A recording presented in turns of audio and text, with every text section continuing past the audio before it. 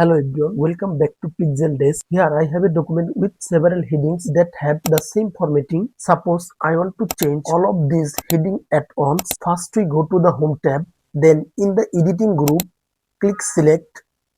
Now choose Select all text with similar formatting. As you can see, Microsoft Word automatically select all the text with the same formatting. Now you can change the font size, font color, highlight color, bold, italic, or even apply a different style. All the similar headings have been updated at the same time. This is a simple but powerful Microsoft Word feature that can save you a lot of time, especially when you are working with large documents. If you found this video helpful, please like this video, share it with your friends, and subscribe to the Pixel Desk for more Microsoft Word, Excel, PowerPoint, and computer tips. Thanks for watching.